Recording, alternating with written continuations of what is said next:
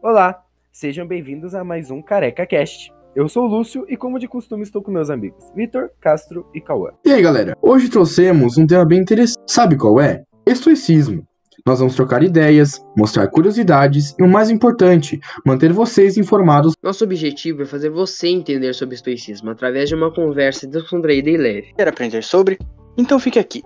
Tenho certeza que será um programa bem completo. Nós vamos te mostrar de tudo um pouco sobre esse tema. Vamos?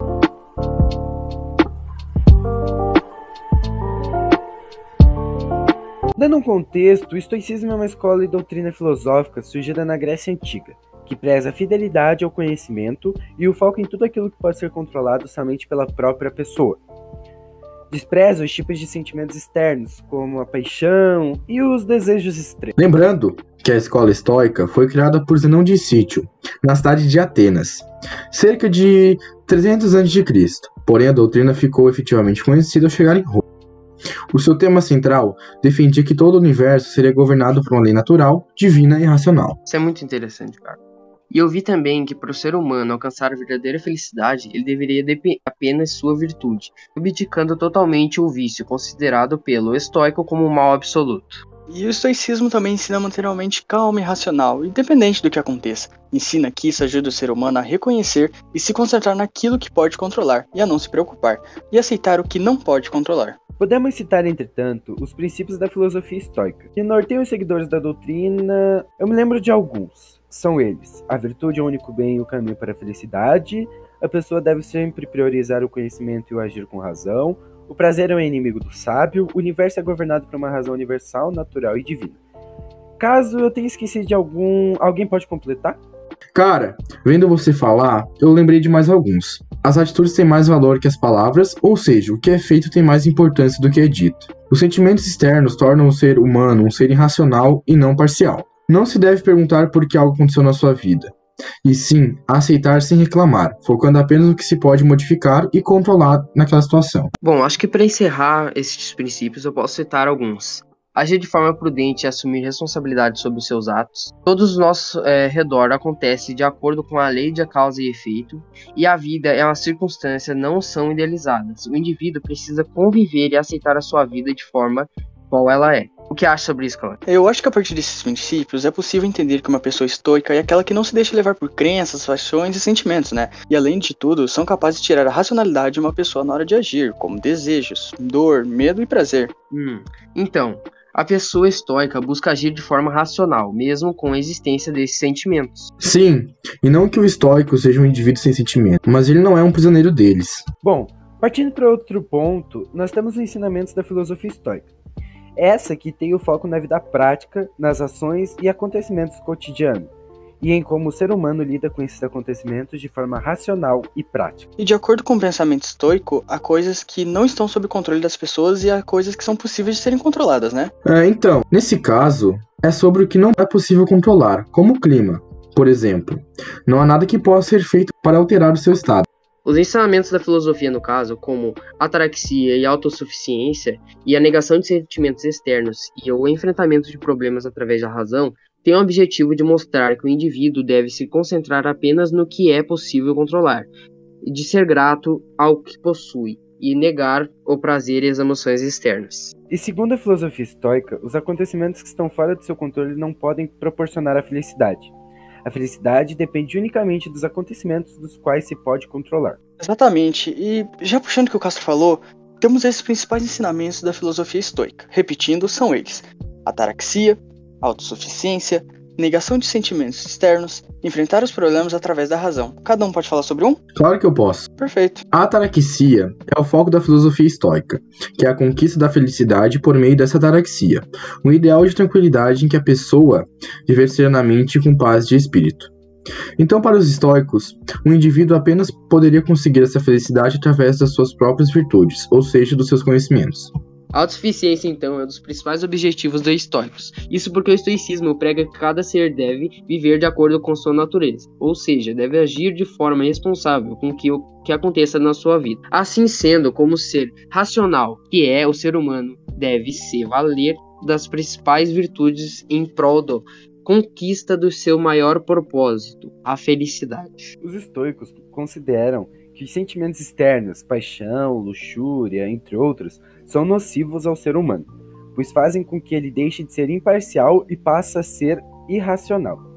Todos esses sentimentos são tidos como vícios e como causadores de males absolutos que comprometem as tomadas de decisões e a organização dos pensamentos de forma lógica e inteligente. Bom, então, na busca pela vida tranquila e feliz, a filosofia estoica defende que todos os fatores externos que comprometem a perfeição moral e intelectual devem ser ignorados, mesmo na adversidade, em situações problemáticas ou difíceis. As pessoas devem optar por reagir sempre com calma, tranquilidade e racionalidade, sem deixar com que os fatores externos comprometam sua capacidade de julgamento e ação. Perfeito. Continuando, temos as fases do estoicismo, que estão divididas em 3 períodos. São eles: estoicismo antigo, Estoa antiga; estoicismo helenístico romano, Estoa média; e estoicismo imperial romano, Estoa nova. Antes de continuar, já que citou a Estoa, vamos falar um pouco sobre ela, que é um elemento arquitetônico muito utilizado na Grécia Antiga e que consiste em um corredor ou pórtico coberto, comumente destinado ao uso público. Os primeiros estoa eram abertos na entrada, com colunas que ladeavam o edifício, criando uma atmosfera envolvendo e protegida. Costumavam ser feitas no estilo dórico. Já os exemplos posteriores possuem 2 andares, com um telhado que cobre as colunatas internas onde lojas ou oficinas eram localizadas, e passaram a seguir a arquitetura jônica. E claro, esses edifícios eram inteiramente abertos ao público. Ali, mercadores podiam vender seus produtos, artistas mostravam suas obras e cerimônias religiosas podiam se realizar. Os estoás ficavam normalmente ao redor das ágoras, praças centrais das grandes cidades, onde funcionavam os mercados. Muito obrigado. Então, retomando, o estoicismo antigo ou ético foi vivido pelo fundador da doutrina, Zenão de Sítio, e foi concluído por Crisipo de Solunte, que teria desenvolvido a doutrina estoica e a transformado no modelo que é conhecido na atualidade. Bom, já no estoicismo médio ou eclético, o movimento começa a se disseminar entre os romanos, sendo o principal motivador da introdução do estoicismo na sociedade romana o Panécio de Rhodes. A característica mais marcante desse período, no entanto, foi o ecletismo, que a doutrina sofreu a partir da absorção de pensamentos de Platão e Aristóteles.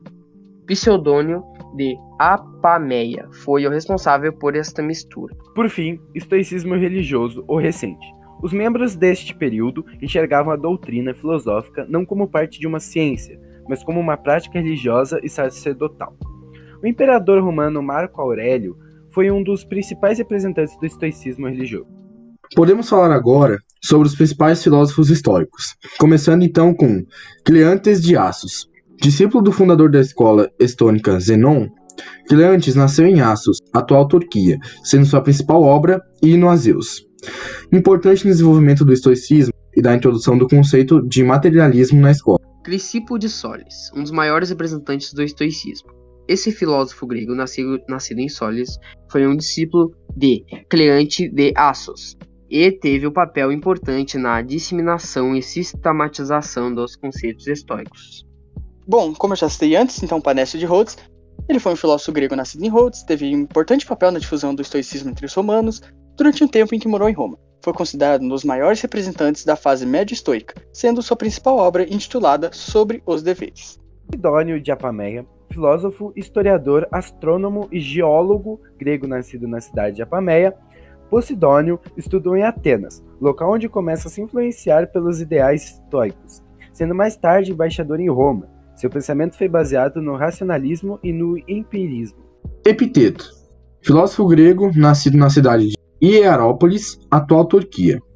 Viveu grande parte de sua vida como escravo romano, e de suas obras destacam-se Manual de Epicteto e Discursos, editadas por seus discípulos Arriano de Nicomédia. Sêneca, filósofo, orador, poeta e político. Lúcio Aneu Sêneca nasceu na cidade de Córdoba, atual Espanha, sendo considerado um dos mais importantes intelectuais do Império Romano. Importante representante da terceira fase estoica, Sêneca focou os conceitos sobre ética, física e lógica para o desenvolvimento da escola estoica. De sua obra destacam-se os diálogos, cartas e tragédias. Sêneca teve Nero, o imperador romano, como seu pupilo e foi o principal conselheiro do Império Romano. Marco Aurélio, imperador filósofo romano, nascido em Roma, foi um dos representantes da terceira fase estoica. Seus estudos estiveram baseados principalmente nos temas religiosos, em detrimento do tema científico. Para encerrar, podemos falar sobre as diferenças entre o estoicismo e o epicurismo. O epicurismo, que também foi uma escola filosófica da Grécia Antiga, fundada entre 341 a 270 a.C. por Epicuro. Essa doutrina filosófica acreditava que o indivíduo só alcança a paz e a tranquilidade se encontrasse a ausência da dor. Enquanto o estoicismo ensina que deve utilizar a razão, negar os prazeres terrenos e aceitar as dores e problemas, lidando apenas com o que não se pode controlar. O epicurismo prega que os indivíduos devem procurar prazeres moderados para alcançar um estado de tranquilidade e de libertação da dor. Podem apresentar perturbações que dificultam o encontro da serenidade, felicidade e saúde corporal. Enquanto isso, o estoicismo, contrariando o epicurismo, prega que a busca da felicidade está na eliminação dos prazeres e nas ações racionais diante de qualquer circunstância. O epicurismo, por sua vez, é materialista. Não compreende que o universo possui uma ordem racional natural. Não há uma razão universal que governe todo o universo, de qual a alma humana faça parte, enquanto o estoicismo acredita que o universo é governado por uma ordem natural e divina. Então é isso. Espero que tenham entendido. Muito obrigado a todos. Obrigado pela oportunidade. Foi um prazer fazer este programa junto com vocês. Agradeço também, até a próxima. Obrigado a todos que acompanharam. Até. Esse foi o programa. Agora vamos nessa. Valeu! Falou e fui!